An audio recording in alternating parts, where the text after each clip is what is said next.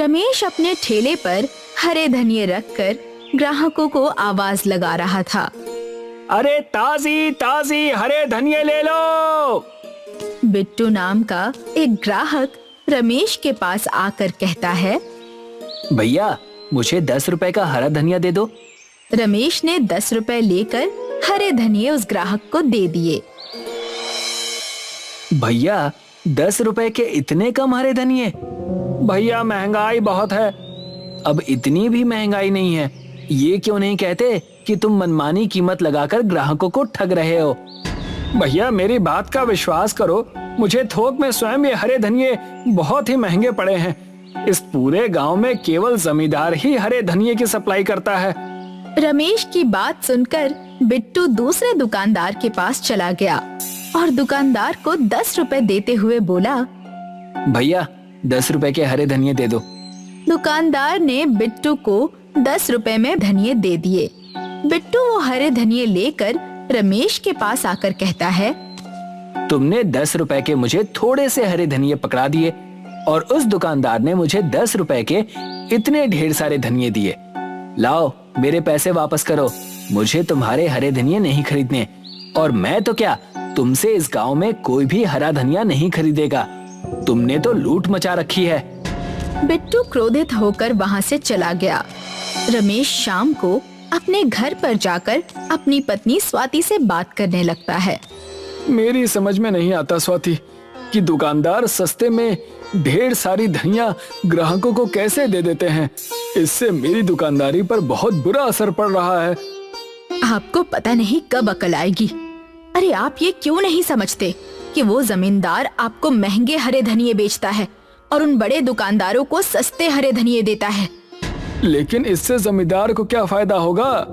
जरा सोचिए, कुछ समय पहले हमारे गांव में हरे धनिये के ना जाने कितने ठेले थे, लेकिन धीरे धीरे करके वो सारे ठेले समाप्त हो गए। अब इस गांव में केवल आप ही ठेले पर हरा धनिया रखकर बेचते हैं। जिस दिन आप भी इस धंधे को बंद कर देंगे, उस दिन दुकानदार मनमानी रेट में ग्राहकों को हरे धनिये बेचेंगे। तुम ठीक कहती हो स्वाति, मुझे इस बारे में जमींदार से बात करनी होगी। अगले दिन रमेश गांव के जमींदार के पास चला गया। रमेश को देखकर जमींदार ने कहा, क्या बात है रमेश, कल ही तो तुम मुझसे हरे धनिये लेकर गए थे, क्या इतनी जल्दी तुमने वो बेच दिए? मैं इसी सिलसिले में आपसे बात करने के लिए आया हूँ। क्या हुआ, सब ठीक तो है? जमींदार साहब, सारे गांव के दुकानदारों को आप ही हरे धनिये बेचते हैं, मगर कुछ दिनों से मैं देख रहा हूँ कि सारे दुकानदार कम रेट में ग्राहकों को हरे धनिये ज्यादा देते हैं।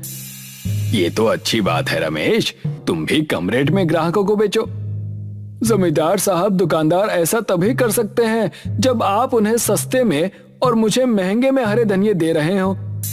तुमने बिल्कुल सही कहा रमेश, क्योंकि जितने भी दुकानदार हैं वो सब नगद में मुझसे हरे धनिये खरीदते हैं और बड़े पैमाने पर इसका कारोबार करते हैं, और तुम ठेला लगाकर उन सब की दुकानदारी खराब करते हो।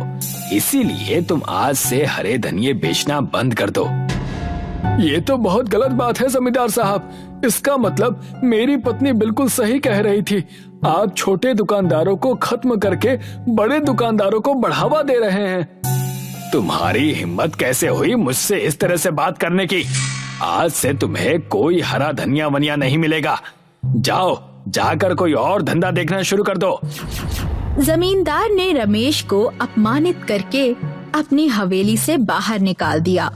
अगले दिन से रमेश ने ठेला लगाना बंद कर दिया और बड़े दुकानदारों ने अपनी मनमानी शुरू कर दी।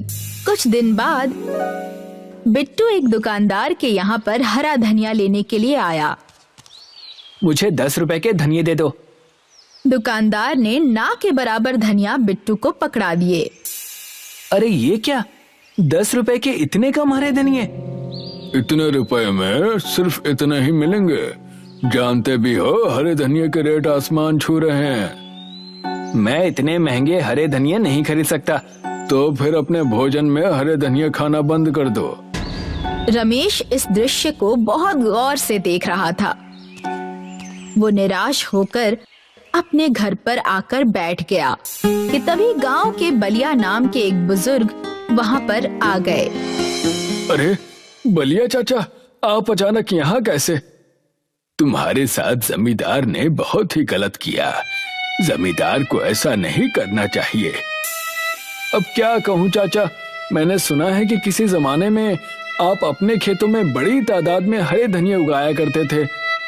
उस दौर में मैं दुकानदारों को हरा धनिया मुफ्त में दे देता था। लेकिन अब जमाना बदल गया है ना चाचा। जमाना चाहे भले ही बदल गया हो रमेश, लेकिन हरे धनिये का जादुई गांव आज भी है। ये सुनकर रमेश बुरी तरह से चौंक जाता है। मैं आपकी बात का मतलब नहीं समझा चाचा। रमेश, गांव के सभी लोग ये समझते हैं कि मैं अपने खेत में हरे धनिये उगाया करता था, लेकिन ये सच नहीं है। सच तो ये है कि मैं उस दौर में हरे धनिये के गांव से लेकर आता था, जो कि एक जादुई गांव है। उस जादुई हरे धनिये के गांव का द्वार कहाँ खुलता है, ये केवल मैं जानता हूँ। मैं चाहता हूँ कि तुम उस जादुई हरे धनिये के गांव में जाओ और वहाँ से हरे धनिये लेकर सारे गांव में मुफ्त में बांटो। उसके बाद तुम चमत्कार देखना। बलिया चाचा, कहीं आप मजाक तो नहीं कर रहे ना? नहीं रमेश, हमारे गांव से कुछ दूर एक तालाब है जो कि भूत प्रेत के नाम से प्रसिद्ध है। तुम उस तालाब के अंदर कूद जाना। तुम स्वयं जादुई हरे धनिये के गांव में पहुंच जाओगे। और हाँ, इस रहस्य को अपने तक ही सीमित रखना। इतना कहकर बलिया चाचा वहाँ से चले गए।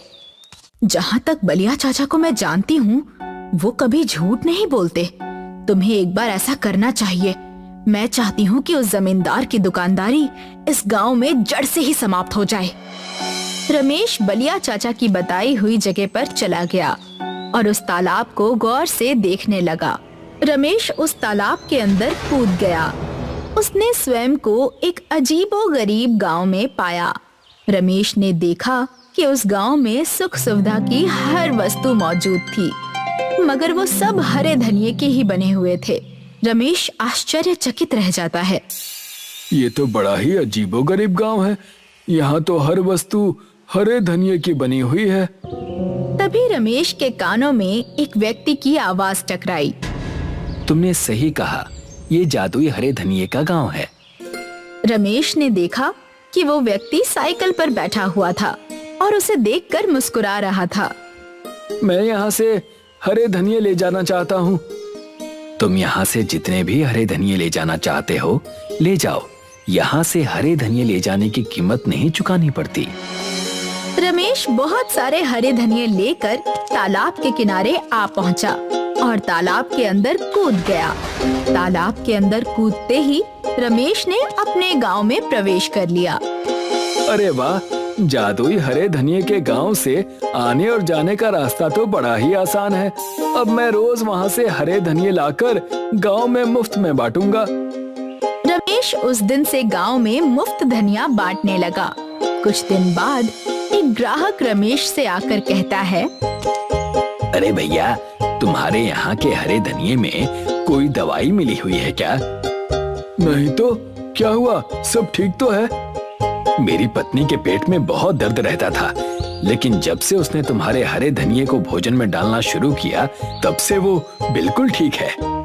इतना बोलकर वो व्यक्ति रमेश को बहुत सारे पैसे देकर चला गया। कुछ दिन के बाद रमेश के लाए हुए हरे धनिये खाने से रमेश के गांव के बीमार लोग सही होने लगे और रमेश को बतौर इनाम बहुत सारे पैसे देकर जाने लगे। जमींदार गुस्से से आग बबूला हो उठा और अपने आप से कहा, आखिर ये दो कौड़ी का रमेश अपने आप को समझता क्या है? इसकी वजह से मेरा सारा धंधा चौपट हो गया। मैं इसे छोड़ूंगा नहीं, मैं इसे सबक सिखा कर रहूंगा।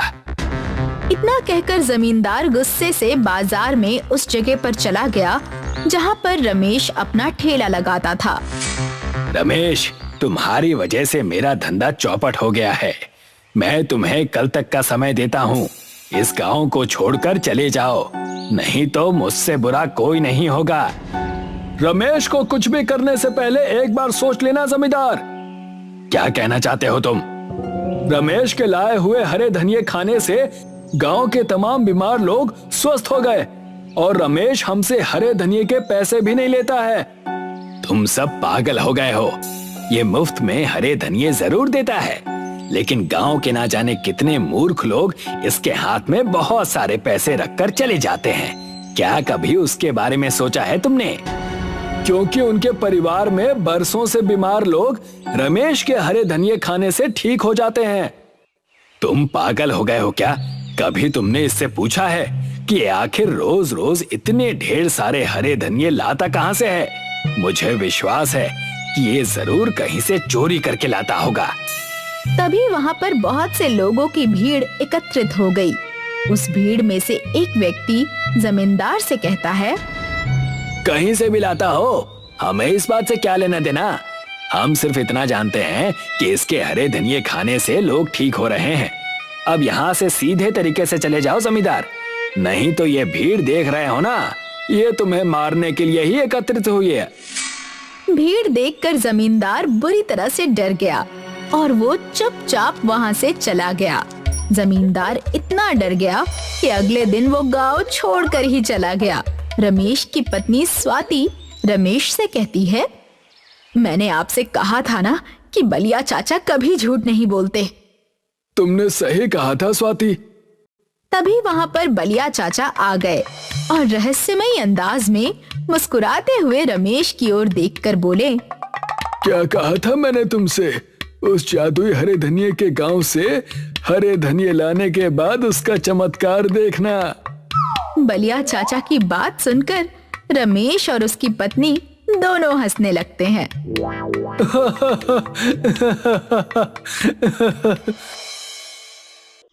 नीलिमा के पिता की मौत के बाद उसके घर की सारी जिम्मेदारी उसके कंधों पर आ गई थी और इसलिए उसने एक चाइनीज भेल का ठेला लगाना शुरू कर दिया। नीलिमा खुद रोज चटनियां बनाया करती थी और न्यूडल्स को भी फ्राई किया करती थी। शाम के ठीक 5 बजे वो अपना ठेला खोला करती थी। दीदी, मुझे एक चाइनीज भेल दे दो। मुझे भी। मुझे 2 भेल पार्सल चाहिए। नीलिमा के ठेले पे आते ही ग्राहकों की भीड़ लग जाया करती थी। नीलिमा एक एक करके सारे ग्राहकों को चाइनीज भेल दिया करती थी। दीदी, बहुत टेस्टी हैं। मजा आ गया। कल हम वापस आएंगे। हाँ हाँ, बिल्कुल आना। नीलिमा की होममेड चटनी और नूडल्स का टेस्ट दूसरी दुकानों से अलग था और वही उसके ग्राहकों को पसंद आता था। कुछ ही घंटों में नीलिमा का सारा सामान खत्म हो जाया करता था। फिर वो घर लौट आती। ये लो माँ, आज की कमाई। वाह, आज तो तुमने 600 रुपए कमाए हैं। हाँ, आज चटनी और नूडल्स ज्यादा बनाए थे। अच्छा है, कल से ऐसे ही ज्यादा बनाना। ठीक है माँ। नीलिमा चाहे जितना भी ज्यादा सामान बनाए, उसका ठेला खुलते ही सब कुछ धड़ाधड़ खत्म हो जाया करता था। एक दिन नीलिमा अपने घर पे बैठकर सोच रही थी कि उससे क्या करना चाहिए। माँ, जितनी भी ज्यादा चटनी बनाओ या जितनी भी ज्यादा नूडल्स फ्राई करूँ, सब खत्म हो जाते हैं। ये तो अच्छी बात है ना बेटा। वो तो है, पर कुछ ग्राहकों को हमेशा खाली हाथ लौटना पड़ता है। वो तो है ही, अब क्या कर सकते हैं? मेरे पास एक आइडिया है। अच्छा, और वो क्या है? दीदी, आप रेडीमेड नूडल्स और चटनी भी खरीद लिया करो। बीच बीच में अपनी चटनी के साथ वो भी मिक्स कर दोगी तो किसी को पता नहीं चलेगा। ऐसे कैसे पता नहीं चलेगा? अरे माँ, दीदी के नूडल्स के बीच में अगर रेडीमेड नूडल्स हो तो कैसे कोई बता सकता है कि कौन सा दीदी का है और कौन सा रेडीमेड? वैसे बात में तो दम है, पर फिलहाल मैं ये नहीं करूँगी। फिलहाल मैं और भी ज्यादा नूडल्स बनाऊंगी। हाँ, यही सही है नीलिमा। अगले दिन से नीलिमा ने पहले से दुगनी शेजवान चटनी बनाई और पहले से दुगने नूडल्स फ्राई किए। उम्मीद है अब सबको मिलेगा। सारा सामान लेकर नीलिमा अपने ठेले पर गई और इस दिन नीलिमा के ठेले पे एक फेमस फूड ब्लॉगर आई। हम आए हैं दीदी की चाइनीज भेल खाने। सुना है बहुत टेस्टी है। देखते हैं। वाह, ये तो लाजवाब है। आप सभी को नीलिमा दीदी की चाइनीज भेल टेस्ट करनी चाहिए। इस फूड ब्लॉगर का वीडियो वायरल हो गया और हर कोई जो वीडियो देखता वो नीलिमा के ठेले पर पहुंच जाता। अब नीलिमा को वापस नूडल्स और चटनी कम पड़ने लगी थी। एक चाइनीज भेल दे दो दीदी। भैया सब कुछ खत्म हो गया है, आप कल आ जाइए। नीलिमा को कस्टमर को खाली हाथ वापस भेजना अच्छा नहीं लग रहा था। उस रात जब वो घर लौटी, माँ, उस वायरल वीडियो की वजह से ग्राहक और भी बढ़ गए हैं। बहुत अच्छा है बेटा। वो तो है, पर आज भी सब कुछ खत्म हो गया। मुझे कस्टमर को खाली हाथ वापस भेजना पड़ा। अरे दीदी, आपको बोल तो रही हूँ, मेरा आइडिया यूज करो। हाँ हाँ, वही सोच रही हूँ, कल बाजार से सब ले आऊंगी। ये हुई ना बात। अगली सुबह नीलिमा बाजार से शेजवान चटनी का कैन और नूडल्स के बड़े बड़े पैकेट ले आई। फिर नीलिमा ने अपने रोज की चटनी बनाई और साथ ही नूडल्स भी फ्राई किए। ये सारी चीजें लेकर वो अपने ठेले पर गई। रोज की तरह नीलिमा के ठेले खोलते ही ग्राहक जमा हो गए। मुझे 2 चाइनीज भेल पार्सल। मुझे भी एक, मुझे भी एक। नीलिमा का हाथ चलता ही रहा। धीरे धीरे डिब्बे में चटनी कम होती जा रही थी। लगता है मुझे वो बाजार वाली चटनी भी मिला देनी चाहिए और नूडल्स भी। फिर नीलिमा ने अपनी चटनी में बाहर वाली चटनी मिला दी और फ्राइड नूडल्स में बाजार वाले फ्राइड नूडल्स मिला दिए। मुझे 2 चाइनीज भेल चाहिए। हाँ हाँ, दे रही हूँ। नीलिमा पहले की तरह सारे ग्राहकों को चाइनीज भेल बना बना कर खिला रही थी। दीदी, स्वाद में कुछ अलग है, पहले जैसा नहीं है, पर अच्छा है। नीलिमा खुश थी कि उसके ग्राहकों को बाजार वाले सामान का स्वाद भी पसंद था। फिर क्या था, हर दिन नीलिमा बाजार के शेजवान चटनी और नूडल्स को अपने बनाए हुए सामान में मिला देती थी। किसी को स्वाद में अंतर समझ नहीं आया क्या? नहीं माँ, उल्टा सब चाव से खा रहे थे। अच्छा है, लगता है छाया का आइडिया काम कर गया। माँ खुश थी कि नीलिमा की मेहनत कम हो गई थी। धीरे धीरे नीलिमा बहुत कम सामान बनाती थी और ज्यादा से ज्यादा सामान बाहर से खरीदती थी, लेकिन अब भी उसके ठेले पे भीड़ थी। फिर एक दिन नीलिमा के ठेले के बगल में अशोक ने चाइनीज का ठेला खोला। वो शेजवान चटनी और नूडल्स सब बाजार से लाता था। नीलिमा के कस्टमर्स ने अशोक की चाइनीज भेल भी चखी। ये तो बिल्कुल नीलिमा दीदी की तरह है। क्या सच में? एक एक करके सारे कस्टमर्स ने अशोक की भेल चखी और उन्हें वो भी अच्छी लगी। अशोक बड़ा ही शातिर था। वो कस्टमर्स को अपनी तरफ खींचना चाहता था, तो उसने चाइनीज भेल का दाम 10 रुपए से घटाकर 8 रुपए कर दिया। अरे वाह, बस 8 रुपए में? सही है। वैसे भी दोनों के स्वाद एक जैसे ही हैं। वो भी है। और कम दाम होने की वजह से अशोक के ठेले पे कस्टमर्स की भीड़ लग गई और देखते ही देखते नीलिमा का ठेला खाली था। आज पहली बार नीलिमा का सामान खत्म नहीं हुआ था। वो मायूस होकर घर लौटी। क्या हुआ? अशोक ने मेरे बगल में चाइनीज भेल का ठेला खोल रखा है और दाम 8 रुपए कर दिए। अब मेरे पास कोई नहीं आ रहा। तो दीदी, आप भी दाम घटा दो। पर उससे मुनाफा कम नहीं होगा। कोई बात नहीं, पर कम से कम सब बिकेगा। हाँ। अगले दिन नीलिमा ने नया बोर्ड लगाया। उसने चाइनीज भेल का दाम 7 रुपए कर दिया। 7 रुपए का बोर्ड देखकर कस्टमर्स नीलिमा के ठेले की ओर गए। अब तो कुछ करना ही पड़ेगा। अशोक ने अपना दाम घटाकर 5 रुपए कर दिया है। 5 रुपए में चाइनीज भेल? अब तो मैं 2 खाऊंगा। और एक बार फिर सारी भीड़ अशोक के ठेले की ओर मुड़ गई। नीलिमा ने अपना सिर पकड़ लिया। उसे समझ ही नहीं आ रहा था कि वो क्या करे। कई घंटों तक वही बैठने के बाद नीलिमा घर लौटी। मेरा आइडिया काम किया ना दीदी? नहीं, अशोक ने दाम 5 रुपए कर दिए। अभी भी सारा सामान वापस आया। मैं 5 रुपए से नीचे दाम नहीं घटा सकती। तो अब क्या करे? मुझे तेरी सुननी ही नहीं चाहिए थी। मेरा चाइनीज भेल का ठेला अच्छा भला चल रहा था।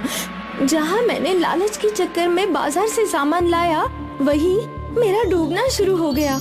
मुझे लालची नहीं बनना चाहिए था। लेकिन अब तू क्या करेगी? वापस वही जो पहले करती थी। खुद चटनी और नूडल्स बनाकर चाइनीज भेल बनाऊंगी, पूरी ईमानदारी से। अगले दिन नीलिमा ने शेजवान चटनी और नूडल्स बनाना शुरू कर दिया और फिर शाम को वो अपने ठेले पर पहुंची। नीलिमा ने बोर्ड चेंज किया और 10 रुपए लगा दिया और उसके ऊपर लिख दिया होममेड।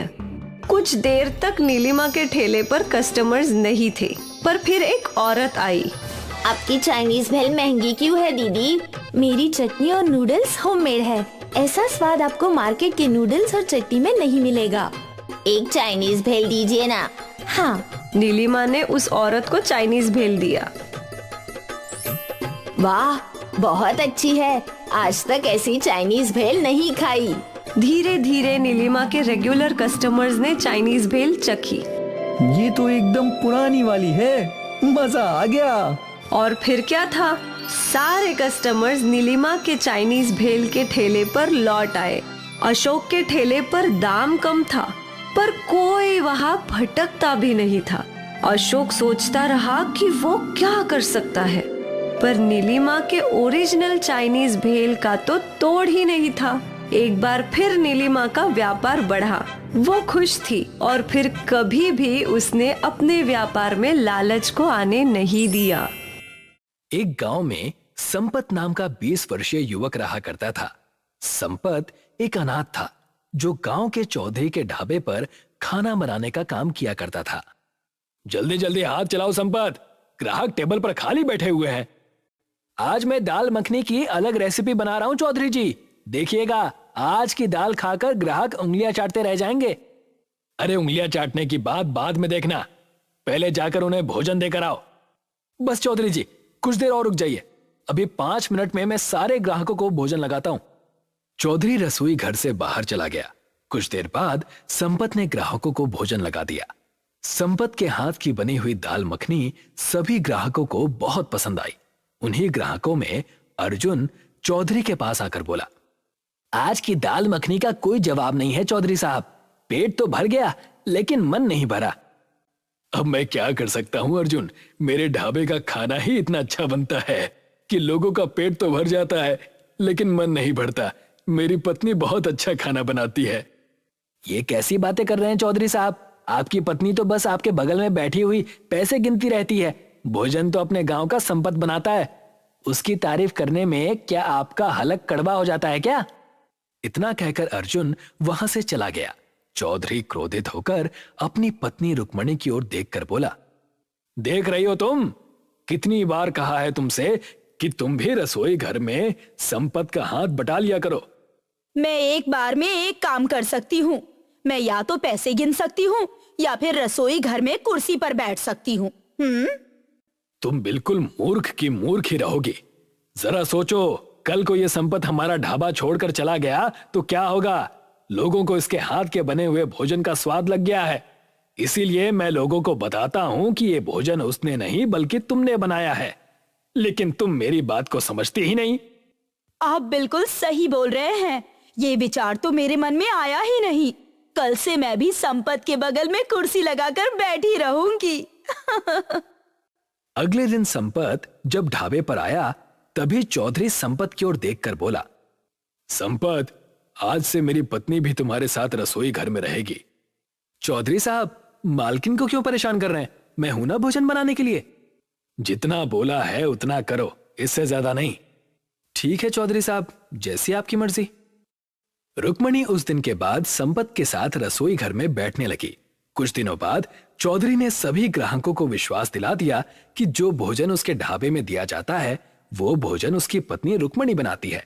एक दिन संपत काम पर जाने के लिए अपने घर से बाहर निकला ही था कि तभी वहां पर चौधरी आ गया। चौधरी साहब आप? मैं तो ढाबे पर ही आ रहा था। मैं तुम्हें यहां पर यह बताने आया हूं कि अब तुम्हें मेरे ढाबे पर काम करने की कोई जरूरत नहीं है। ये कैसी बातें कर रहे हैं आप चौधरी साहब? जहां तक मैं जानता हूं मैं तो बहुत मेहनत से खाना बनाता हूं और मैंने आपको कभी शिकायत का मौका भी नहीं दिया। मुझे इस बात से कोई फर्क नहीं पड़ता संपत, तुम्हारी वजह से मेरे ढाबे का नाम बदनाम होता जा रहा था। ये कैसी बातें कर रहे हैं आप चौधरी साहब? जहां तक मुझे याद है जब से मैं ढाबे पर काम कर रहा हूं तब से तो आपका ढाबा पहले से ज्यादा चलने लगा है। हाँ, ज्यादा चलने लगा है, लेकिन सिर्फ तुम्हारे नाम पर। अगर मैं कुछ दिन तक तुम्हें और काम पर रखता तो शायद मेरे ढाबे का नाम चौधरी ढाबा से बदलकर संपत ढाबा हो जाता। ऐसा मत कीजिए चौधरी साहब, मैं एक अनाथ हूं और मुझे इसके अलावा और कोई काम नहीं आता। वो तुम्हारी समस्या है, मेरी नहीं। आज के बाद मेरे ढाबे के आसपास भी कहीं दिखे ना तो टांगे तोड़कर गांव से बाहर फेंकवा दूंगा। इतना कहकर चौधरी गुस्से में वहां से चला गया। संपत बेरोजगार हो गया। थक हार कर संपत गांव के मुखिया के पास चला गया। मुझे सब पता है संपत कि चौधरी ने तुम्हारे साथ क्या किया है, लेकिन तुम तो जानते हो कि चौधरी मुझसे कहीं ज्यादा ताकतवर और धनवान है। मैं उसका कुछ नहीं बिगाड़ सकता। मुखिया जी, मैं आपसे चौधरी से लड़ने की बात नहीं कर रहा। मैं तो बस आपसे कुछ मदद मांगने आया हूं। आप तो जानते हैं मुखिया जी कि मैं एक अनाथ हूं। कुछ वर्ष पहले ही मेरे माता पिता मुझे अकेला छोड़कर चले गए और मैं अपना गांव छोड़कर कहीं नहीं जाना चाहता। तुम कहना क्या चाहते हो? मुखिया जी, मैं सिर्फ भोजन बनाना चाहता हूं। तुम्हारे पिता भी बहुत अच्छे बावर्ची थे। मुखिया जी, आप मेरी थोड़ी सी मदद कर दीजिए। मैं भी अपने गांव में अपना खुद का ही ढाबा खोलना चाहता हूं। आप मुझे थोड़ा सा धन दे सकते हैं क्या? जब मेरा ढाबा चलने लगेगा तब मैं आपको सारे पैसे वापस कर दूंगा। ठीक है, गांव में मेरी जो खाली जमीन पड़ी है तुम वहां पर अपना ढाबा खोल लो। उसके लिए जितना भी धन लगेगा मैं तुम्हें देने के लिए तैयार हूं। मुखिया की बात सुनकर संपत खुश हो गया। संपत बड़ी मेहनत से खाली जमीन पर ढाबा बनाने में जुट गया। जी तोड़ मेहनत के बाद संपत ने वहां पर ढाबा बनाकर तैयार कर लिया। कुछ दिनों के बाद संपत के ढाबे पर ग्राहक आने लगे और यही बात चौधरी को परेशान करने लगी। जिस बात का मुझे डर था वही हुआ रुक्मणी। उस नालायक ने अपना ढाबा गांव में खोल दिया है। अब ग्राहक मेरे ढाबे पर कम उसके ढाबे पर ज्यादा आते हैं। आपके अंदर तो लोमड़ी के जैसी बुद्धि है। उस बुद्धि का इस्तेमाल करिए और उसका ढाबा बंद करवा दीजिए। तुम बिल्कुल सही कह रही हो। मुझे अपनी लोमड़ी जैसी बुद्धि से कोई योजना तो सोचनी ही पड़ेगी। चौधरी ने बड़ी चालाकी से एक ग्राहक को अपनी बातों में ले लिया। वो ग्राहक संपत के ढाबे पर चुपके से भोजन में चौधरी की लाई हुई दवाई फेंक आया। उस दिन जिसने भी संपत के ढाबे का खाना खाया उसका पेट खराब हो गया। अगले दिन संपत के ढाबे के सामने गांव के लोगों की भीड़ लग गई। एक व्यक्ति क्रोधित होता हुआ संपत से बोला, तुम्हारा ढाबा क्या चलने लगा? तुम अपनी औकात भूल गए? ये कैसी बातें कर रहे हैं? मैंने क्या किया है? क्या किया है? अरे कल मैंने तुम्हारे ढाबे पर दाल खाई थी, तब से मेरा पेट खराब है। और यहां पर जितने भी लोग खड़े हुए हैं उन सब का पेट खराब है। उन सबके जिम्मेदार तुम हो। तुमने जरूर भोजन में कुछ ना कुछ मिलाया है। आपको गलतफहमी हुई है। मैंने भोजन में कुछ भी नहीं मिलाया। आज के बाद हम में से कोई भी तुम्हारे ढाबे पर खाना खाने नहीं आएगा। अपना भोजन बनाकर स्वयं ही खा लेना। इतना कहकर वो व्यक्ति वहां से चला गया और संपत आंखों में आंसू लिया हुआ अपने ढाबे पर बैठ गया। संपत फिर से बेरोजगार हो गया। कुछ दिनों के बाद संपत के ढाबे पर मुखिया आकर बोला, संपत, तुमने मुझसे जो पैसे लिए थे वो मुझे कब लौटाओगे? मुखिया जी, आप तो जानते हैं कि मेरे ढाबे पर कोई ग्राहक ही नहीं आ रहा। वो सब मुझे नहीं पता संपत। मुझे मेरे पैसे चाहिए, वो भी ब्याज सहित। मुखिया की बात सुनकर संपत बुरी तरह से चौंक गया। हमारे बीच ब्याज की तो कहीं बात ही नहीं हुई थी। मैंने कहा था तुम सुन नहीं पाए होगे।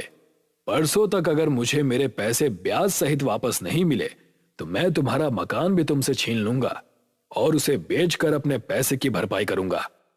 ऐसा मत कीजिए मुखिया जी, मैं अनाथ हूं।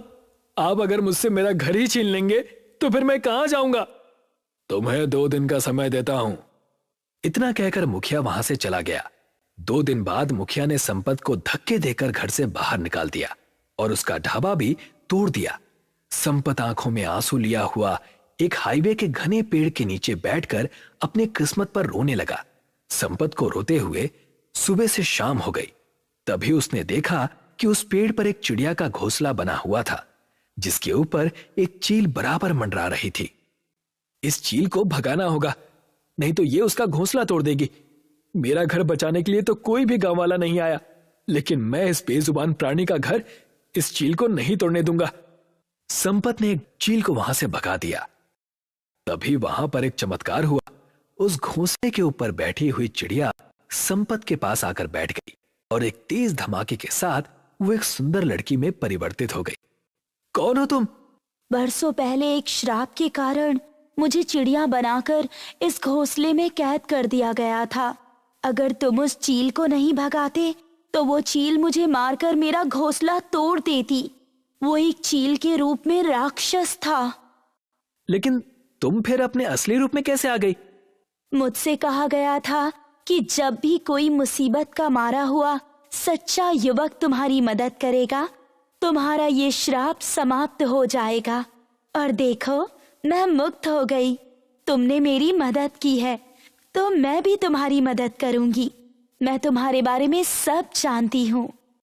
तुम मेरी मदद कैसे कर सकती हो? क्यों नहीं कर सकती? तुम बहुत अच्छा खाना बनाते हो, बस तुम्हारे पास धन नहीं है। एक घर था, वो भी तुमसे छीन लिया गया, लेकिन कोई बात नहीं।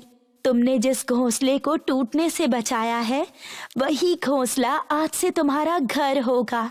और इस घोंसले में तुम्हारा खुद का बना हुआ घोंसला रेस्टोरेंट होगा। इतना कहकर उस सुंदर लड़की ने अपना हाथ घोंसले के आगे कर दिया। तभी एक तेज धमाके के साथ वो घोंसला एक रेस्टोरेंट में परिवर्तित हो गया, जिसकी सीढ़ियां बहुत सुंदर लकड़ी की बनी हुई थी। ये घोंसला रेस्टोरेंट आज से तुम्हारा है। तुम्हें यहाँ से कोई भी नहीं निकाल सकता। जब भी तुम्हें यहाँ से कोई निकालने की कोशिश करेगा, तो वो खुद ही मुसीबत में फंस जाएगा। इतना कहकर वो सुंदर लड़की वहां से गायब हो गई। संपत उस रेस्टोरेंट के अंदर चला गया। उसने देखा कि रेस्टोरेंट अंदर से किसी 5 स्टार होटल जैसा था, जहां पर एक से एक महंगी टेबल रखी हुई थी और एक 5 स्टार होटल की ही तरह हर सुख सुविधा वहां पर मौजूद थी। कुछ देर बाद संपत वहां पर आराम की नींद सो गया। अगले दिन संपत नाश्ता करके नीचे उतरा ही था कि तभी उसके सामने एक कार आकर रुक गई। उसमें से एक सुंदर युवक बाहर निकलकर संपत से बोला, ये किस तरह का रेस्टोरेंट है भाई? इस तरह के रेस्टोरेंट्स तो मैंने सिर्फ विदेशों में ही देखे हैं, लेकिन वो भी तस्वीरों में। ये मेरा रेस्टोरेंट है, घोंसला रेस्टोरेंट। मेरे रेस्टोरेंट पे हर तरह का भोजन उपलब्ध है। क्या तुम मुझे अपना रेस्टोरेंट दिखा सकते हो? दिखाना क्या है साहब, आप मेरे पहले ग्राहक हैं। आपके लिए आज का खाना मुफ्त है। संपत ने उसके लिए बहुत अच्छा भोजन तैयार कर दिया। भोजन खाकर वो युवक उंगलियां चाटते हुए बोला, यकीन मानो, मैंने एक से बड़े एक 5 स्टार होटल में खाना खाया है, लेकिन इससे ज्यादा लजीज खाना मैंने अपने जीवन में नहीं खाया। मैं एक बहुत बड़ी कंपनी में एडवर्टाइजमेंट का काम करता हूं। तुम चाहो तो मैं तुम्हारे इस घोंसला रेस्टोरेंट का एडवर्टाइजमेंट कर सकता हूं। तुम्हारा रेस्टोरेंट प्रसिद्ध हो जाएगा और यहां ग्राहकों की भीड़ लग जाएगी। अगर ऐसा करेंगे तो मेरे लिए ये बहुत ही अच्छी बात होगी।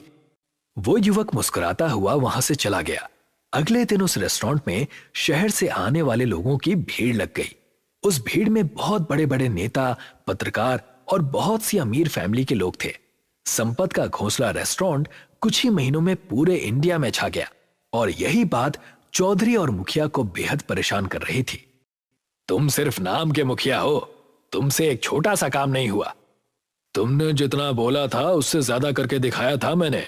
अरे तुमने तो सिर्फ उसे अपने ढाबे से निकाला था, मैंने तो उसका मकान भी उससे छीन लिया था।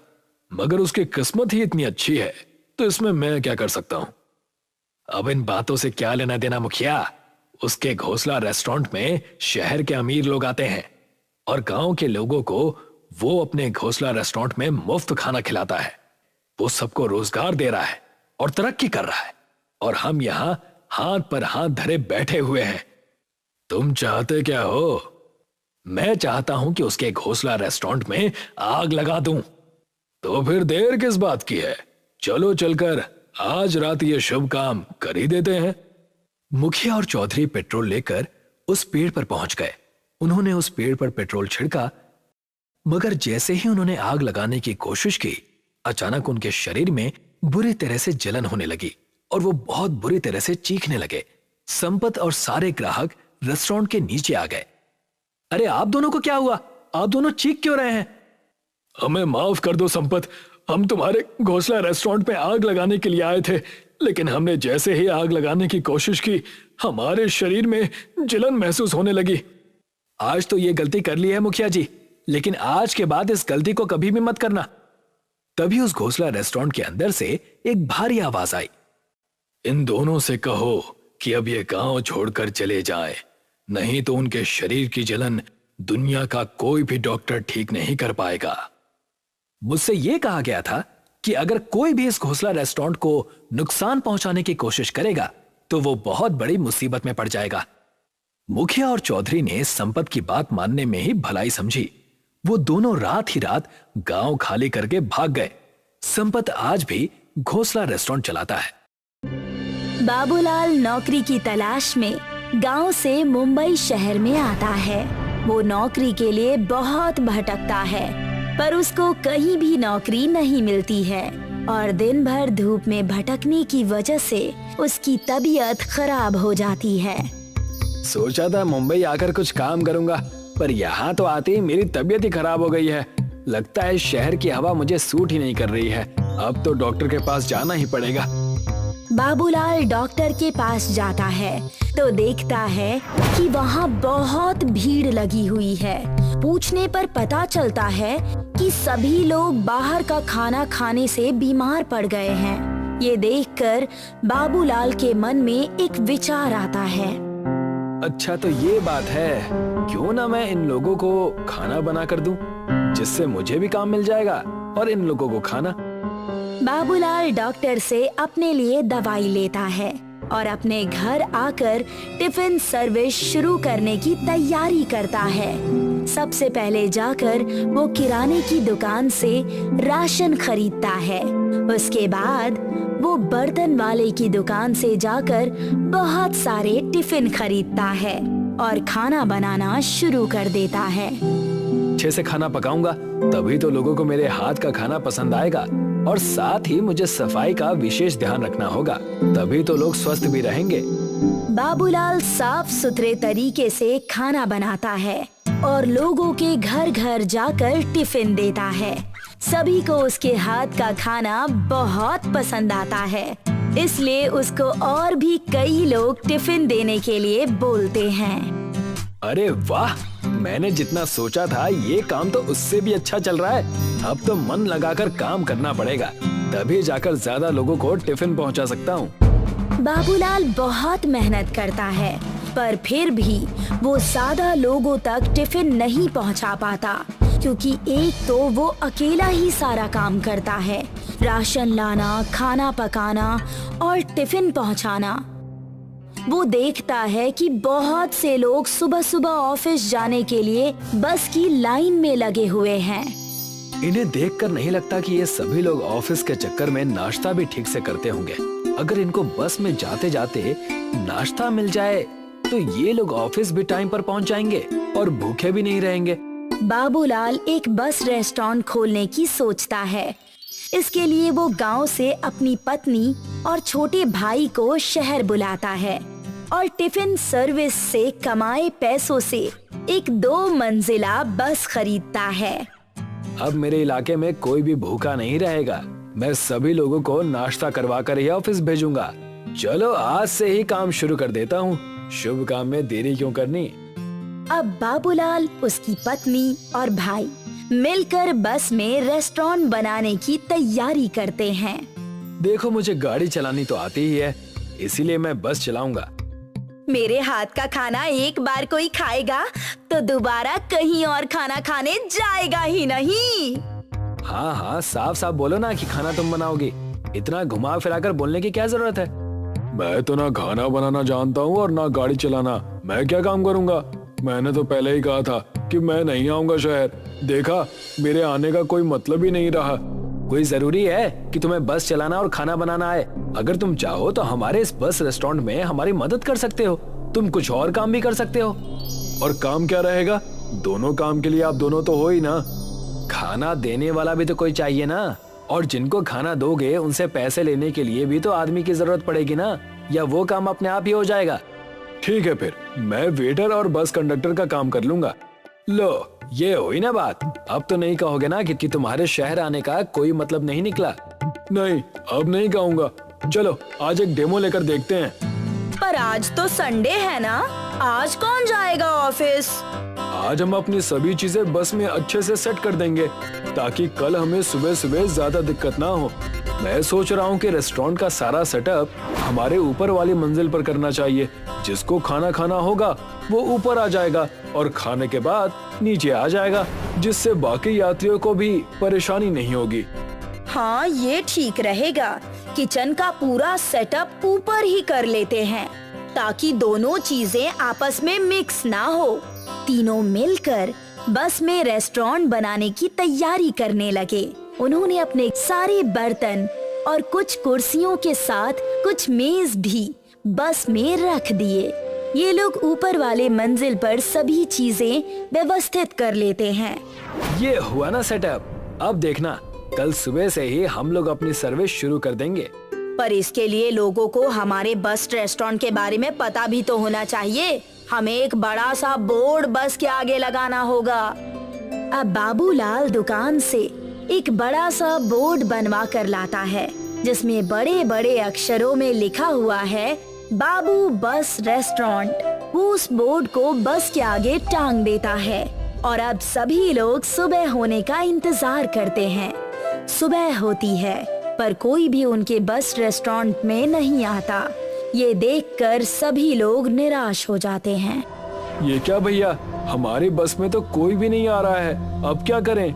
करना क्या है? जाकर लोगों को बुलाना पड़ेगा।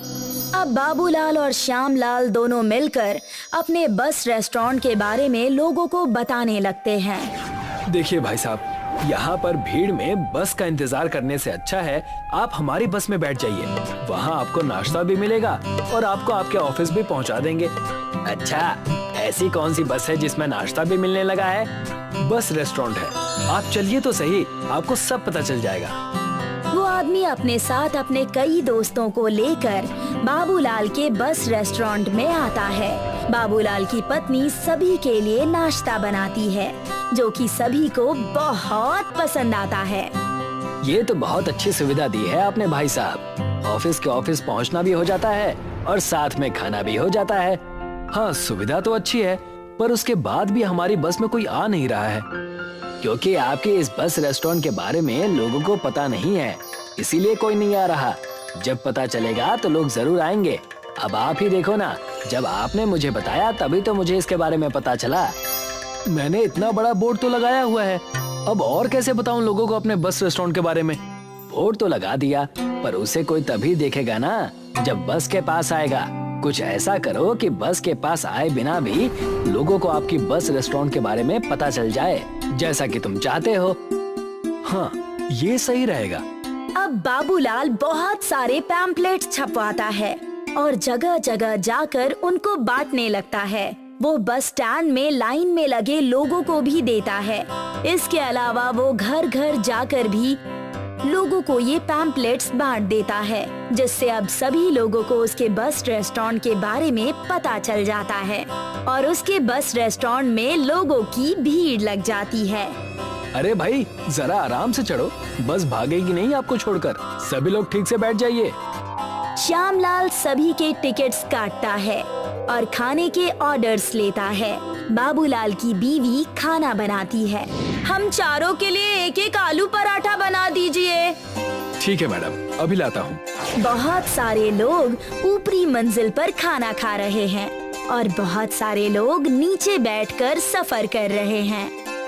ये लीजिए मैडम, आपके पराठे और ये हमारे रेस्टोरेंट का टेस्टी अचार। थैंक यू भैया। जैसे जैसे समय बीतता है, बाबूलाल के बस रेस्टोरेंट में लोगों की भीड़ लगने लगती है। अब सभी लोगों को इस बस रेस्टोरेंट के बारे में पता चल गया है, इसीलिए सभी लोग इससे सफर करना पसंद करते हैं और देखते ही देखते बाबूलाल को शहर में सभी लोग जानने लगते हैं और वो बहुत पैसे कमाकर यहाँ पर अपना एक सुंदर सा घर खरीद लेता है।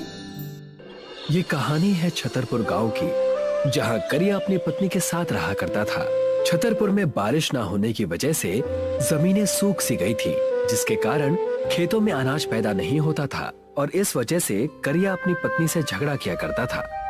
ये क्या, आज भी सिर्फ चावल खाने में? मैं कब खाऊंगा अच्छा खाना? मुझे कुछ समझ में ही नहीं आ रहा। बड़े आए अच्छा खाना खाने वाले। अगर मैं पैसे ना बचाऊं तो चावल भी नसीब ना हो। नसीब नसीब, बस सब नसीब का कमाल है। तुम्हारा बस नाम ही प्रेमा रखा है माँ बाप ने, प्रेम तो दूर दूर तक नहीं है। चुपचाप खाना खा रहे हो या मैं तुम्हें खिलाऊं?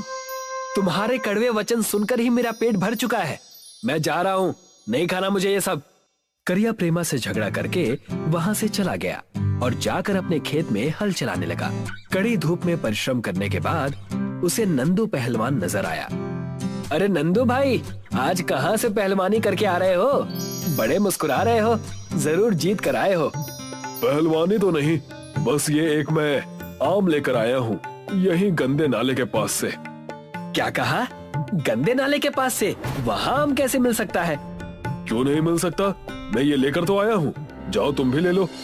नंदू सोचने लगा और वहाँ उस गंदे नाले के पास चला गया। ये पहलवान जरूर पागल हो चुका है, मोटी बुद्धि का। इसे क्या पता कि गंदे नाले के आसपास भी कोई नहीं भटकता और ये पता नहीं कहाँ से आम लेकर आ रहा है। मुझे जाकर एक बार देखना चाहिए। करिया उस गंदे नाले के पास चला जाता है और वहाँ की बदबू से हैरान होकर वो सोचने लगता है, यार यहाँ तो कोई नजर नहीं आ रहा। ये नंदू बुड़बक को किसने आम दे दिया? मुझे यहाँ से चलना चाहिए। लगता है वो मुझे बेवकूफ बना गया। जैसे ही करिया वहाँ से जाने लगा, उसे उसी नाले के पास से एक गांव के भिखारी ने आवाज दी। क्यों बे, आम लेने आया है? कौन हो तुम और बदतमीजी से बात क्यों कर रहे हो? मैंने ही उस पहलवान को आम दिया था, मैं कोई ऐसा वैसा भिखारी नहीं हूँ। अगर तुम मुझे मक्के की रोटी खिलाओगे तो मैं तुम्हें मुंह मांगी चीज दूंगा। मेरे पास चावल खाने के पैसे नहीं है और तुम मक्के की रोटी मांग रहे हो? तो तुम्हारी हालत मुझसे भी खराब है लगता है। भिखारी के इतना कहते ही करिया को क्रोध आने लगा और तब करिया ने भिखारी से कहा, तुम इतना कैसे बोल लेते हो? चलो मैं तुम्हें तुम्हारी मनपसंद मक्के की रोटी खिलाता हूँ। करिया उस भिखारी को लेकर एक छोटे से ढाबे पर गया और वहाँ जाकर उसे मक्के की रोटी खिलाने लगा।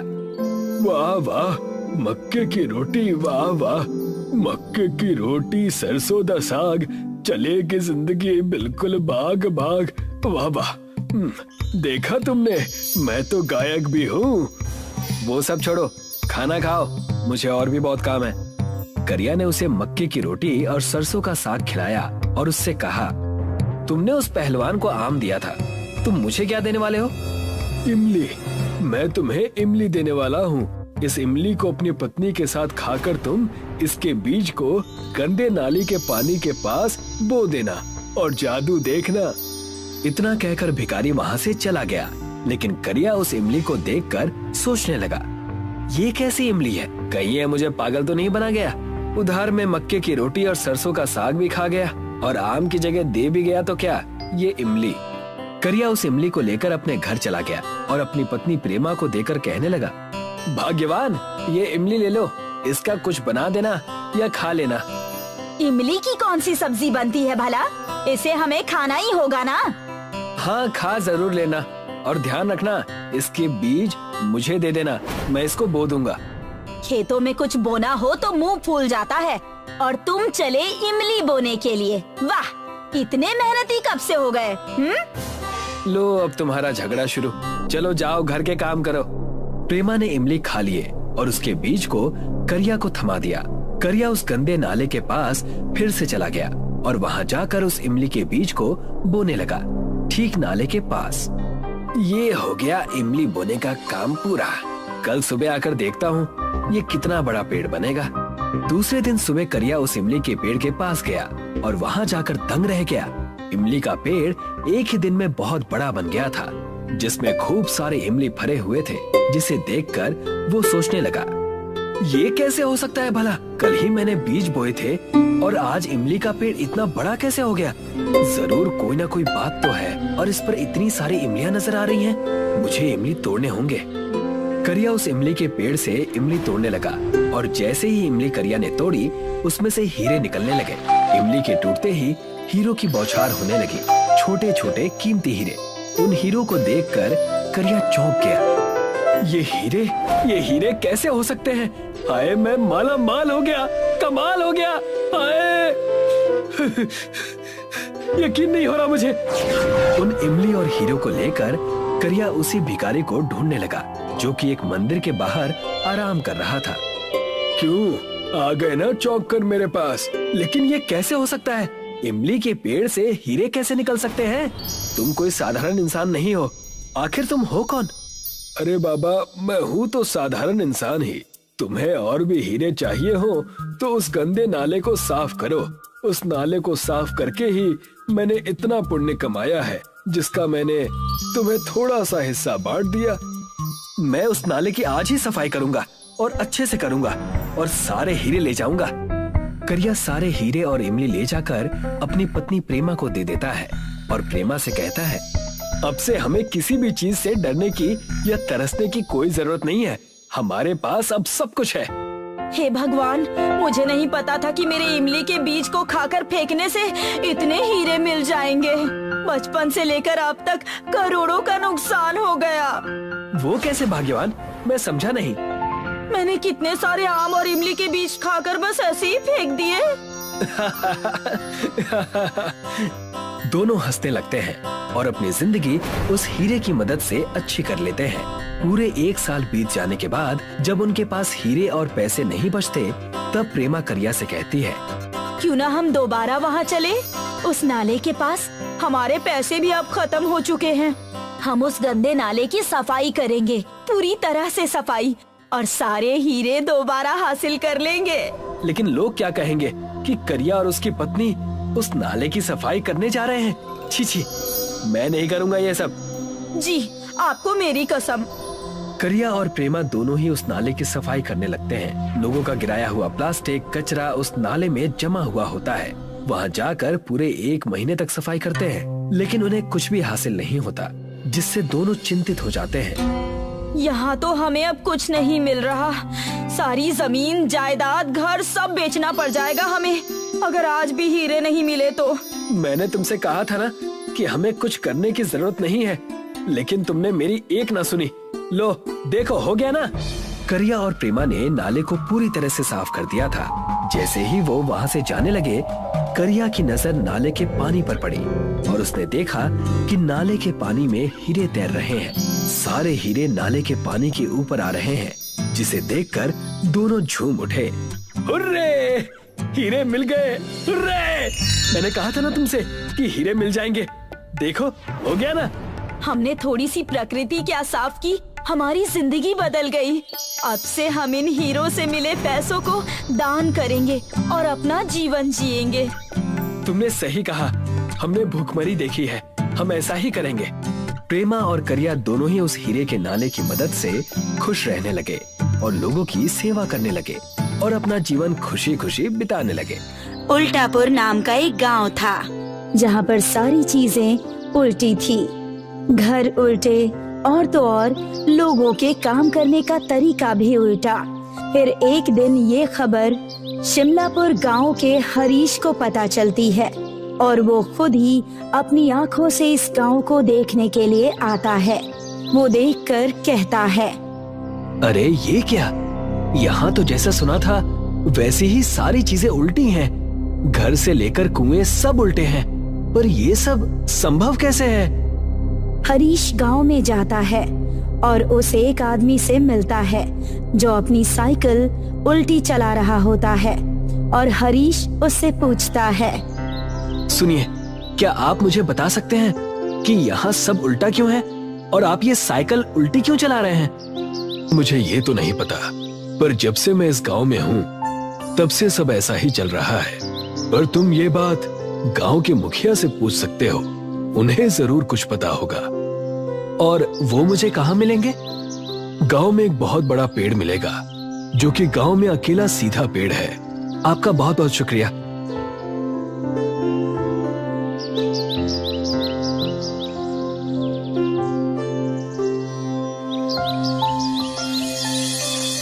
वहाँ से हरीश उस पेड़ के पास पहुँच जाता है, जहाँ पर गांव के मुखिया खड़े रहते हैं। हरीश उनके पास जाकर उनसे पूछता है, क्या आप मुझे बता सकते हैं कि यहाँ घर, कुएं, पेड़ सब उल्टे क्यों हैं और सिर्फ ये अकेला पेड़ सीधा क्यों है? बेटा, तुम कहाँ से आए हो और तुम ये क्यों जानना चाहते हो? मैं शिमलापुर गांव का हूँ। मैंने सुना था कि यहाँ सारी चीजें उल्टी हैं, तो मैं देखने के लिए खुद चला आया। और अब जब मैंने सारी चीजों को अपनी आंखों से देख लिया है तो मैं बस जानना चाहता हूँ कि यहाँ सारी चीजें ऐसी क्यों हैं। फिर मैं गांव जाकर सारी बातें लिखकर उसे गांव में बांट दूंगा। देखो बेटा, मुझे पूरी बात तो नहीं पता, पर मैं यही जानता हूँ कि एक बार एक ऋषि थे जो इस गांव में इस बड़े सीधे पेड़ के नीचे बैठकर ध्यान लगाया करते थे, और किसी वजह से उन्होंने इस गांव को श्राप दे दिया, जिस वजह से इस गांव की सारी चीजें इस तरह से उल्टी हो गईं। पर उन्होंने श्राप क्यों दिया और उस श्राप को कैसे हटा सकते हैं? बेटा, ये तो मुझे भी नहीं पता, पर अगर तुम्हें जानना है तो तुम गांव के पुस्तकालय में जाकर खोजबीन कर सकते हो, शायद तुम्हें वहां कुछ मिल जाए। आपका बहुत बहुत धन्यवाद। वहाँ से हरीश गांव के पुस्तकालय में जाता है।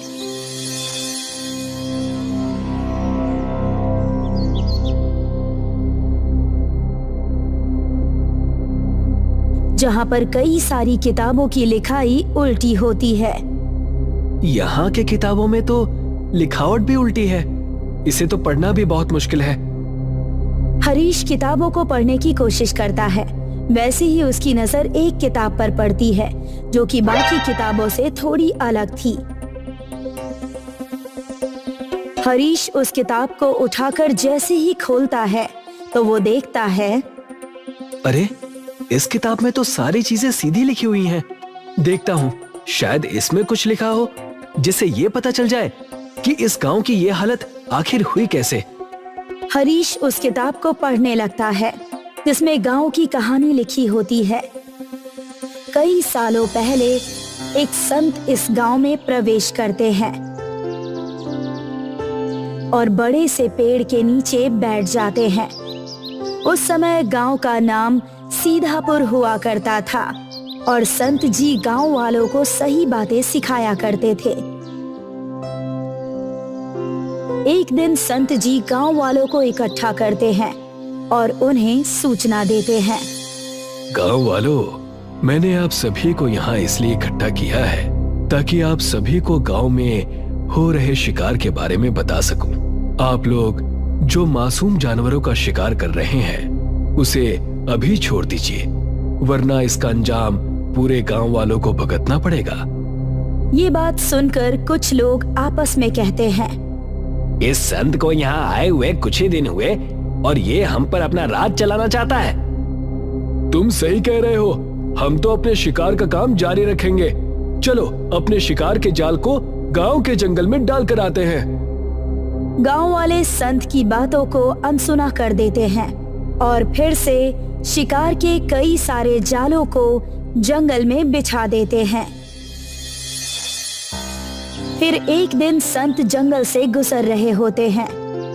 ये गांव वाले शिकार हद से ज्यादा करने लगे हैं और ये सब कुछ अपने शौक के लिए कर रहे हैं। बिना वजह मासूम जानवरों को मारना बहुत बुरा है। जैसे ही वो ये शब्द कहते हैं वैसे ही एक रस्सी उनके पैर में पड़ती है और खींचकर संत जी को पेड़ से उल्टा लटका देती है। लगता है बड़ा शिकार हाथ लगा है। हाँ हाँ, चलो देखते हैं। जैसे ही वो लोग वहाँ संत जी को उल्टा लटके देखते हैं वो डर जाते हैं और जल्दी से उन्हें नीचे उतारते हैं। फिर माफी मांगने लगते हैं, पर संत जी बिना कुछ सुने उस पेड़ के नीचे आ जाते हैं और ध्यान में लग जाते हैं और जल्द ही सारे गांव में ये बात मालूम पड़ जाती है। सारे गांव वाले संत जी से मिलने आते हैं। हमें माफ कर दीजिए जो हमने किया उसके लिए। संत जी ध्यान से अपनी आंखें खोलते हैं। उनकी आंखें क्रोध से लाल हो चुकी होती है और फिर वो गांव वालों से कहते हैं, मैंने तुम्हें पहले ही चेतावनी दी थी, पर जो आज मेरे साथ हुआ मैं उसे नहीं भूल सकता। जिस तरह से मैं उल्टा लटका और मुझे सारी चीजें उल्टी नजर आई, उसी प्रकार ये मेरा इस गांव को श्राप है कि ये पूरा गांव भी उल्टा हो जाएगा और इस गांव का नाम आज से ही सीधपुर से उल्टापुर होगा। गांव वाले ये सुनकर उनसे माफी मांगने लगते हैं और वादा करते हैं कि वो कभी भी आगे से शिकार नहीं करेंगे। ये देखकर संत जी को उन पर तरस आ जाती है और वो उन्हें बताते हैं। एक दिन आएगा जब एक नेक इंसान जो तुम्हारी परिस्थिति पर तरस खाएगा और तुम्हारी मदद करने की कोशिश करेगा, बस उसे मेरे जैसे 100 संतों को अपने हाथों से बनाकर भोजन खिलाना होगा। लेकिन भोजन की सामग्री गांव के हर घर से आनी चाहिए। तब से लेकर आज तक सारी चीजें उल्टी है, बस उस पेड़ को छोड़कर जहाँ पर संत जी बैठा करते थे। ये किताब जो संत जी ने खुद ही लिखी थी, इस किताब को पढ़कर हरीश मुखिया के पास जाकर उन्हें सारी बातें बताता है और कहता है, अगर हमें ये श्राप तोड़ना है तो हमें सारे गांव के घरों से खाने का सामान मंगाना होगा। ये तुम सही कह रहे हो। मैं आज ही सारे गांव वालों को जमा करता हूँ और उन्हें सारी बातें बताता हूँ। पर वो व्यक्ति है कौन जो हमारी मदद करना चाहता है? मुखिया जी, वो और कोई नहीं, मैं ही हूँ। जब से मैं आया हूँ मुझे आप लोगों की परिस्थिति पर तरस आ रहा है और मैं तो बस आप लोगों की मदद करने का कोई उपाय ढूंढ रहा था, तभी मुझे वो किताब मिली। बहुत बहुत धन्यवाद तुम्हारा बेटा। मुखिया सारे गांव वालों को जमा करता है और सारी बातें विस्तार से बताता है और फिर गांव वाले कहते हैं, हम सारी चीजें करने को तैयार हैं। हमें श्राप से मुक्त होना है हरीश, तुम बस खाना बनाना।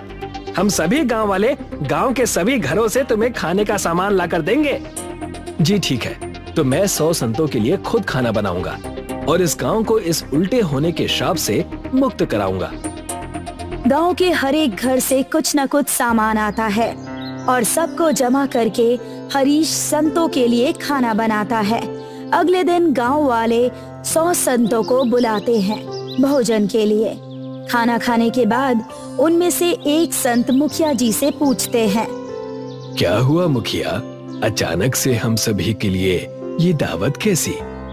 कई वर्षों पहले एक संत ने इस गांव को श्राप दिया था कि इस गांव की सारी चीजें उल्टी हो जाएं, चाहे वो घर हो या फिर पेड़ या फिर कुआं। और उन्होंने कहा था कि ये सभी चीजें ठीक तभी होंगी जब कोई नेक इंसान हमारी इस दशा को देखकर हम पर तरस खाएगा और वो 100 संतों को अपने हाथों से बनाकर भोजन कराएगा और भोजन का सामान गांव के हर एक घर से आना चाहिए। संत हरीश को अपने पास बुलाते हैं। हरीश बेटा, तुमने जो इस गांव के लिए किया है उसे देखकर हम सब बहुत खुश हैं। अगर ये गांव इस श्राप से मुक्त हुआ है तो इसका श्रेय सिर्फ और सिर्फ तुम्हें जाता है। संत जी, ये मेरा कर्तव्य है कि मैं लोगों के लिए अच्छा करूं। सदा खुश रहो बेटा। ये कहकर सारे संत गांव वालों को आशीर्वाद देते हैं और अपने रास्ते निकल जाते हैं। और फिर अगली सुबह जब सूरज उगता है तो सारी चीजें एकदम सीधी हो जाती है। गांव के हर एक घर सब सीधे हो जाते हैं। ये देखकर गांव वाले बहुत खुश हो जाते हैं और मुखिया जी सारे गांव वालों को एक साथ जमा करते हैं। हरीश बेटे, तुम्हारा बहुत बहुत धन्यवाद। जो तुमने हमारे लिए किया शायद ही कोई करता है। इसकी कोई जरूरत नहीं है मुखिया जी, बस आप गांव वालों को बता दीजिए कि पहले वाली गलतियां वापस ना दोहराएं। हाँ, तुम सही कह रहे हो। तभी मुखिया जी सारे गांव के लोगों से कहते हैं, इस गांव में आज के बाद कभी कोई जानवरों का शिकार नहीं करेगा और अगर कोई शिकार करते हुए पकड़ा गया तो उसे गांव से निकाल दिया जाएगा। हाँ, हम कभी मासूम जानवरों का शिकार नहीं करेंगे। और उसी वक्त मुखिया जी गांव का नाम फिर से सीधापुर रख देते हैं और गांव के सभी लोग अब अपने सीधे गांव में खुशी से जीते हैं। कर्नाटका के एक गांव कुरांगिनी में कुछ आदिवासी रहते थे जो हमेशा अपने पितृदेव यानी अपने कुल देवता की सेवा करते थे। उनका मन था कि कुल देवता की पूजा अर्चना करके ही उनका जीवन बहुत अच्छा और बहुत सुकून से गुजरेगा। उनके घर भी हवा में झूलते हुए बने थे। वो चाहते थे कि गैर समाज का व्यक्ति उनके पास ना आए, और ना ही वो किसी के पास जाना चाहते थे।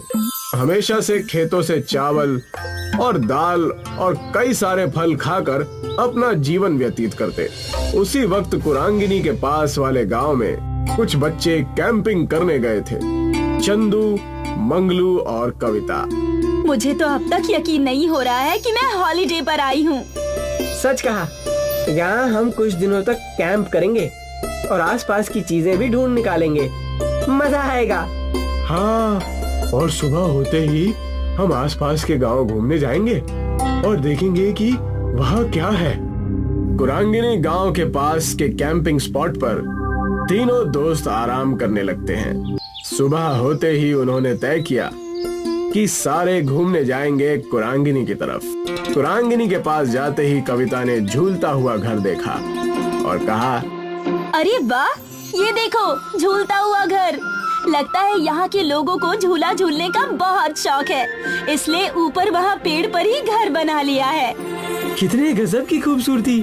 पूरा गांव हरा भरा है, ताजी हवा, सुंदरता में तो ये सब देखकर खुश हो रहा हूँ। पता नहीं आगे क्या क्या देखने मिलेगा। लेकिन पता नहीं मुझे डर क्यों लग रहा है। ऐसा लग रहा है कि कुछ अनहोनी होने वाली है हमारे साथ। ओफो, तुम तो हमेशा ही नेगेटिव बातें करते रहते हो। अब चुप भी करो और यहाँ का नजारा देखो। कुरांगिनी गांव के आदिवासियों ने उन्हें घेर लिया, जो दिखने में डरावने और खूंखार लग रहे थे। इन्हें देखते ही तीनों दोस्तों की सिट्टी बिट्टी गुल हो गई। कौन है आप लोग और हमसे क्या चाहते हैं? अरे हमेशा शहरी लोगों को हम यहाँ आने से रोकते हैं। तुम लोगों को कितनी बार समझाया है, हमारे गांव के आसपास भी नजर मत आना, लेकिन फिर भी तुम नहीं समझते। अब तुम्हारी खैर नहीं, तुम्हारा हिसाब हमारे गांव के देवता करेंगे। ले चलो इन्हें, आज हमारी देवी ही बताएंगी कि इनका क्या करना है। अगर तुम यहाँ से छुटकारा पाना चाहते हो तो तुम्हें हमारी शर्तें माननी पड़ेंगी। क्या करना होगा? हमें सारी शर्तें मंजूर है। तुम्हें हमारे गांव की सभ्यता और परंपरा में रहना होगा।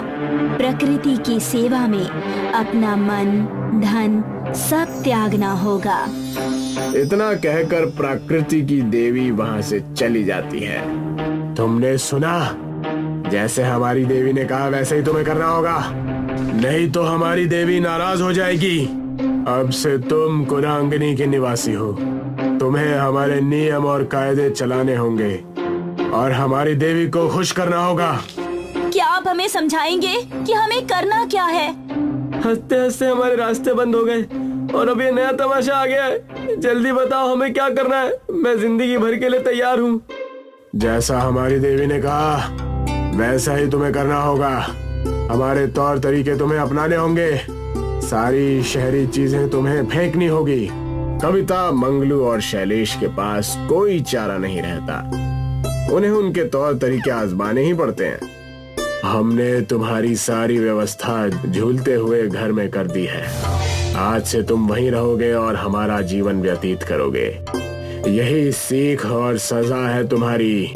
ये रहे तुम्हारे कपड़े। छोड़ दो हमें, घर जाना है हमें जाने दो। अरे चिल्लाना बंद करो और इन्हें देखो। तुम्हें लगता है हमें जाने देंगे यहाँ से? हमें यही इनकी बातें माननी होगी, तब जाकर कुछ होगा। मैंने पहले ही कहा था कि हमें संभल कर रहना चाहिए, लेकिन तुम में से किसी ने मेरी बात नहीं मानी। उन्हें समझ आने लगा था कि प्रकृति सबसे बढ़कर है। ये रहा तुम्हारा भोजन, इसे खाकर हमारे साथ खेत में काम करने चलो। ये क्या है? मुझे ये सब करने की आदत नहीं है। दिखने में तो स्वादिष्ट लग रहा है। मंगलू, इसे खाकर तो देखो। चुपचाप खाकर हमारे साथ चलो। जैसे ही उन्होंने कुरांगिनी गांव का खाना खाया, वाह यार, ये कितना स्वादिष्ट है। अगर हमें ये खाना हर रोज मिले तो मैं यहाँ से कभी नहीं जाना चाहूंगी। बिना मिलावट के खाने की बात ही कुछ और है। सच कहा तुम दोनों ने। हमें यहाँ कुछ दिन बिताने हैं, इससे हमें एक अच्छी सीख और अच्छी समझ के साथ जाएंगे। तीनों ही कुरांगिनी गांव के लोगों के साथ समय बिताने लगते हैं। उनके साथ खेतों में जाकर खेती, पेड़ों पर चढ़कर फल तोड़ना और कई सारे गांव की परंपरा में भाग लेते हैं। पूरे 1 महीने तक वो कुरांगिनी गांव वालों के साथ रहते हैं। उनके तौर तरीके सीखने के बाद मुखिया कहता है, हमारे गांव में कल मेला लगने वाला है। इस मेले में कई सारे व्यंजन और कई सारे कारनामे होते हैं। इस मेले में हम आ सकते हैं क्या? अब तो हम भी कुरांगिनी के निवासी हैं। क्यों नहीं, अब तुम हम में से ही एक हो, तुम यहाँ आ सकते हो। अगले ही दिन तीनों मेले में जाने के लिए तैयार हो जाते हैं। वहाँ पर कविता के माँ बाप कविता को ढूंढते हुए आ जाते हैं। कविता की माँ रोने लगती है। कहाँ थी मेरी बच्ची? हमने तुम्हें कहाँ कहाँ नहीं ढूंढा। इन लफंगों के साथ हमें पता था कि तुम किसी मुसीबत में हो। कुरांगिनी गांव के लोग कविता के पिता की बात सुनकर डर जाते हैं। तब कविता कहती है, लेकिन पिताजी, इसमें इनकी कोई गलती नहीं है। मुखिया जी ने अपना कर्तव्य निभाया और हमें एक बहुत अच्छी सीख दी जो कोई स्कूल या कॉलेज हमें नहीं दे पाता। इस गांव में आने के बाद हमने हमारी प्रकृति के बारे में जानने का बड़ा अवसर प्राप्त किया। हमें पता चला कि हमारी दुनिया से बढ़कर भी कुछ चीज है। मैं शुक्रगुजार हूँ इस कुरांगिनी गांव और यहाँ के लोगों का जो हमें यहाँ आने का मौका मिला। सब कुछ सुनने के बाद मुखिया कहते हैं, देखा हमारे साथ रहने का नतीजा। मुझे गर्व है तुम तीनों पर। हमें तुम्हें यही सिखाना था। मुझे तो तुम तीनों पर नाज है। प्रकृति देवी की शर्त पूरी होती है। अब तुम यहाँ से जा सकते हो और अपना सामाजिक जीवन बिता सकते हो। कविता, मंगलू और शैलेश वहाँ से खुशी खुशी जाने लगते हैं। हम आप सब से मिलने साल में एक बार जरूर आएंगे और शहर जाकर लोगों को प्रकृति के बारे में सतर्क करेंगे।